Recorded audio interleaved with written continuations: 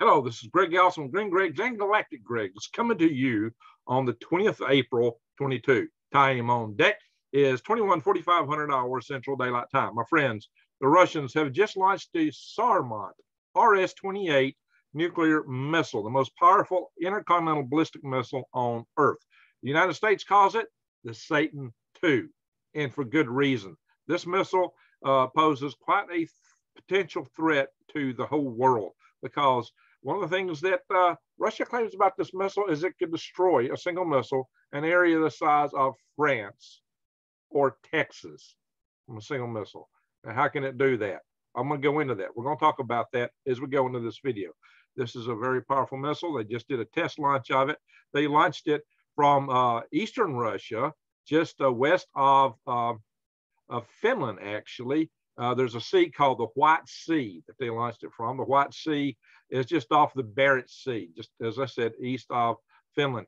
The test range there is called Plest, I suppose. My Russian is a little rusty. It's next to a city called Arkhangelsk, which is actually Archangel in English. So give you an idea. This missile is flew all the way to the Kamchatka Peninsula, which hangs down from Siberia, north of Japan. So this thing flew all the way across Asia. Yes, so we're going to go all into this missile and what it means, and we're going to talk about some of the missiles, the type warheads that can carry on it, and we're going to unpack this, my friends. If you're not subscribed to my channel, please subscribe, bang the notification bell, and click all. For Galactic Gregs, I talk a lot about space topics, usually not military, but this is space.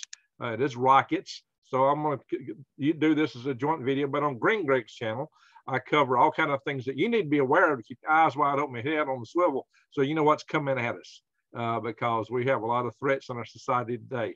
So we cover prepping topics and other topics on Green Greg's, including things that you can do to survive, thrive, and stay out of the hive, the proposition of my channel. And my friends, right now with the threats in front of us, you need to really consider getting your long-term food storage set up. Do go right now, prep, go to the box stores, get the beans and rice. But in the meantime, I do have a great special right now available to you that you can go to prepwithgregs.com and prepwithgregs.com. Right now, believe it or not, we still have supplies available. And believe it or not, with all the food inflation, you can still get $150 off a 3-month supply of this food, which is 6 of these buckets. One of these buckets, believe it or not, is 2 weeks. This is freeze-dried. It's not dehydrated. It reconstitutes into regular food. You get 2,000 calories a day for 2 weeks inside this bucket. That's quite a deal. It's lightweight, easy to transport, easy to store. Your kids can carry it, and you can bury it if you need to hide your stuff, because this is very durable. In fact, it comes in this food in these little neat pouches, but you can throw in your backpack. That's 4 servings, my friends. So that's what you're looking for. That's what you need if we have a war that could put us into a nuclear winter, where you might have a hard time planting crops for a few years. But also check out my links on the Green Greg side, and I'll put videos on Galactic Gregs too, to True Leaf Market. We can get heirloom seeds so you can harvest the plants and replant. Okay, enough of that.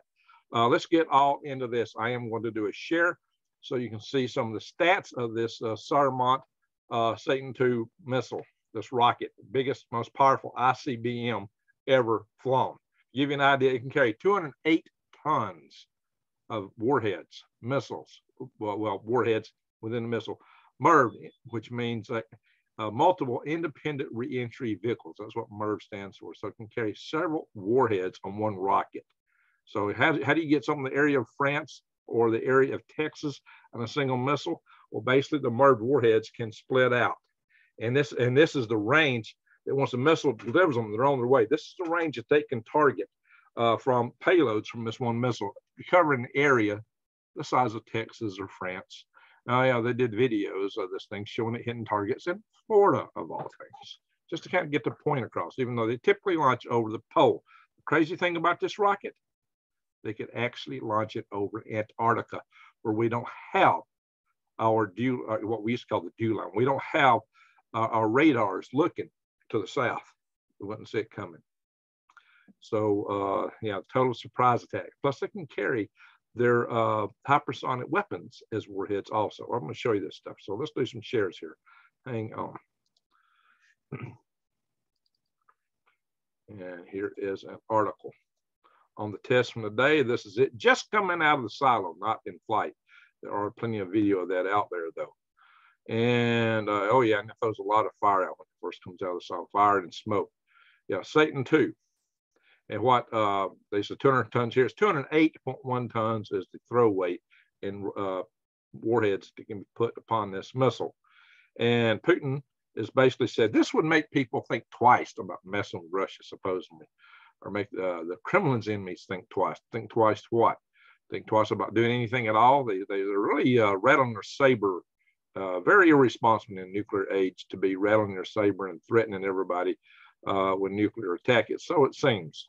You know, that seems a little bit unseemly to make such threats today. But anyway, so what they're claiming with this is that they did a successful launch from the, however you pronounce this, ballistic, you know, how do you pronounce that? TSK. I don't know. That's a little tough for my Anglo tongue. But this is the Cosmodrome in northern Russia. Like I mentioned, it's west of Finland. Excuse me, it's east of Finland. Did I say west? It's just east of Finland. White Sea, just south of the Barents Sea, which is, you know, right on the Arctic Ocean, basically. Yeah, it is the most powerful missile in the world. So, hey, there's True-Leaf Market. So here we go, my friends. I'm going to show you some more articles. I'm going to go through this fast here. This is stats from missile threat here on. You can look at missilethreat.crisis.org. And this gives you stats on the RS-28. This is a test launch of it previously. I think this thing's like 118 feet long, if I remember, 35.3 meters, range up to 18,000 kilometers. They didn't get it, we did not go into service in 2021, but they're planning to put it in service this year. Maybe they're off the bat now. And again, you know, this is what our alternate name is, SSX-30 or Satan 2. So 3 meters in diameter. This is a big ICBM. It's huge. It's liquid fuel, launched from a silo. But Russia still has a lot of their solid fuel missiles that they can launch from the back of trucks. Yes, intercontinental ballistic missiles that are truck launched, and are developing a rail launch system. We're going to go all into this, okay?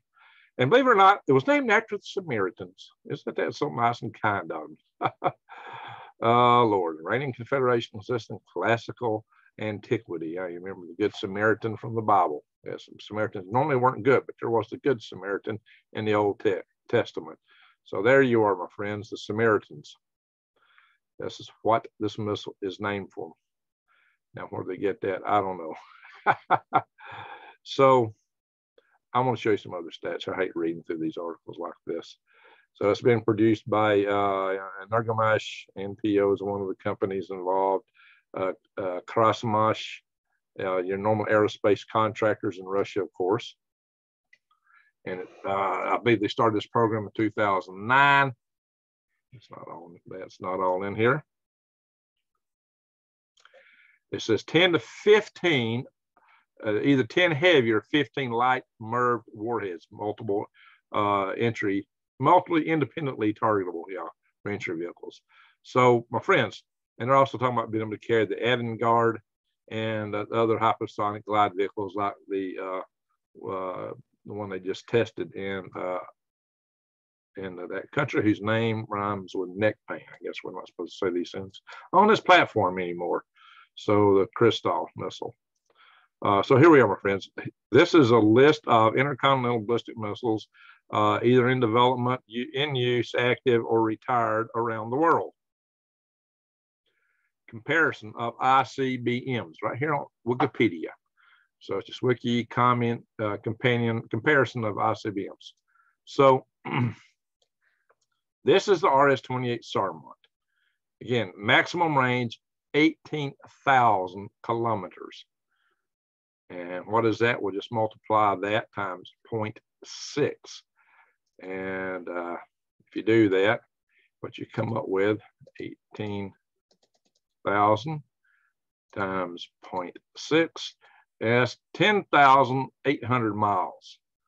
For those of us who have a hard time visioning that many kilometers. Now, payload weight, 10,000 kg. I've seen 200 tons. Yeah, here it is, 208 tons. By comparison, the space shuttle could launch out 45 tons in the payload bay. But the orbiter itself was also a payload to the rocket propulsion system. And furthermore, that's the orbit. This is not the orbit. These are in trajectories that will go up high and come over. However, to launch over Antarctica, they probably are using a fractional orbital bombardment system to get to the United States. Probably they're launching, the concept is probably to put the warheads in orbit and deorbit them over the United States if they're coming from the south. This is by, if you look at these other missiles, you can see this is the missile that it's replacing. The RS-36M2, the latest variant, is the M2. And this was originally developed by the predecessor of Russia, the USSR, but it's still active. First flight was in 1986, and that's probably for the M2 version. So again, this is another silo missile. This is a silo missile. This is a silo missile. They're developing a railroad missile, which has a 12,600 kilometer and a little less than a quarter of the payload range of this guy. But this guy can throw a lot of warheads. And in fact, I'll show you somewhere else. What they're looking at with this guy, oh yeah, let's just go down here by comparison. The current missile is capable of carrying 10 800 kiloton warheads. 800 kilotons is like 53 1/3 times more powerful than the little boy bomb that the United States dropped on Nagasaki in Japan in the end of World War II. Now, just think about that in comparison. 53 1/3 times more powerful than the little boy atom bomb. These are powerful warheads. And they're talking about putting 10. They can put up to 10 on their current missile. Well, this guy could have 10 to 15. And some things I've seen said 18. No, 16, 10 to 16. So I see different figures. There's different articles that make different claims about this rocket. And I see it's a staged, I believe a staged rocket here. But it's, like I said, it's under development. They're probably going to field it this year. That's the plan. This is the, let's see, we're going to go down here and look at some of these others by comparison. But see, the thing is, even this one does not have nearly the throw weight this one has, okay? That's what you got to bear in mind. This missile is far more powerful than this missile. Not only, so they're talking about, 400 kg of payload, either 211 under one configuration or 400 kg under a different configuration of different payloads that this thing could launch. And it depends on the size of the warhead. But it could take 10 800 kiloton weapons. So if this guy could easily take that or more, 800 kiloton. Maybe they're going to go megaton warheads. They may do megaton warheads on this guy. I don't know. That's not specified to us as yet. Or they might take a few smaller ones. See, Russia also has warheads that are in 300 kiloton range. This is 20 times more powerful than the Hiroshima bomb. 20 times more powerful. Now, these are rail launch missiles. I mean, excuse me, truck launched missiles. These missiles have a solid fuel grain, so they can be lit instantly. Whereas the one we're talking about now has a liquid fuel, which is a more powerful rocket, carry more.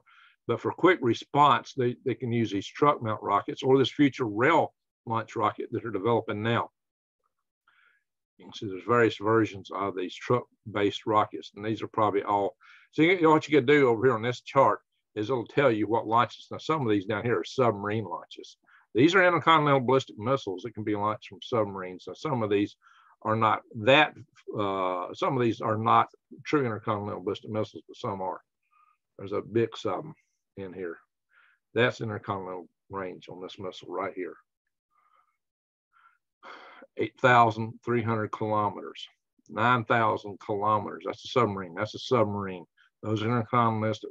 Here is intercontinental ballistic missile that's 11,000 kilometers. better 11,000 kilometers on this one. That's what we're talking about. Some of these submarine missiles are intercontinental ballistic. Some of them are more like ours. All right, so yeah, you can see some of the, yeah, there's a Mir space station image there. You can see who is involved in this. You can look over here and see the road mobile, road or silo or road, submarines. You can tell how they're planning on launching silo, railroad. But Russia has several of these missiles that are truck mounted. That's so they can roll them around. You won't know where they're at. They can hide them. They hide them in garages, and then they roll out and launch. So you don't know where these guys are hiding at.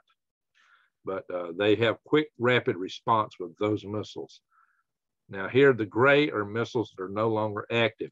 The Minuteman III, this is the United States' current missile. It's got only 3 warheads at 300 kilotons. Nowhere near the capability of some of the Russian systems. This is, Boeing is a contractor, the Minuteman III. It's been in service since 1970. These are aging missiles, which are going to be replaced. You can see this has got 35,000 kiloton versus, you know, these guys up here. So there's quite a bit of difference there. Trident II, this is our current submarine class missile here in the United States and Great Britain. See France's missiles. Let's see, what's that got? 8. So the Trident II can carry up to 8 warheads at 475 kilotons. So, and then come down and see France's missiles, China's missiles. China's got quite a few. India's missiles, current and under development. Is Israeli missiles. What's the blue mean again? Unknown status. Okay. Yeah, we don't know too much about the Israelis. Keep their stuff really quiet. And the new missile that's been developed by the United States to replace the Titan, the Minuteman III, is LGM-35. Does LGM stand for Little Green Men? If we fire this missile, are the little green men going to come out? Okay, you got to have a little fun, a little humor, even in Doomsday, right? So there we are. There's those. Okay. Now, so when they got up to 10 or 15 weapons and you're targeting something the size of Texas, if you're going for cities, what's the 10 largest cities in Texas? Houston, San Antonio, Dallas, Austin, Fort Worth, El Paso, Arlington, Corpus Christi, Plano, and Laredo. If you're going for the top 15, you had Lubbock, Frisco, Irving, Garland, and McKinney. Now, bear in mind that you know, you might take out this entire city, but there'll be a fallout of radiation going for miles and miles and miles, many miles downwind from that city, covering a lot more areas. So a lot more people are at risk from these explosions, other than just the people in these cities. But look, we're talking millions of people that can be taken out by a single missile. And since they showed, I'll show you this because they mentioned Texas. I'll show you this because the Russians had a video that showed Florida getting it. Top 10 cities in Florida: Jacksonville, Miami, Tampa, Orlando, St. Petersburg. How do you say that? Hialeah? I don't know. Is that Russian? That looks like kind of a native language there. I don't know. Port St. Lucie, Cape Coral, Tallahassee. Yeah, Florida's the state right next to me. You think I pronounce everything there, right? Well, not next to me. It's a long way south, but next to Alabama. I'm up near Tennessee. Fort Lauderdale. If you're going to 15, you add Pembroke Pines, Hollywood, Miramar, and Gainesville, and Coral Springs. And of course, maybe they could do 16 by some articles. I don't know, guys. I know this. I know you need to get ready. You need to get prepared. You need to get your food stored. You need to get means of producing water.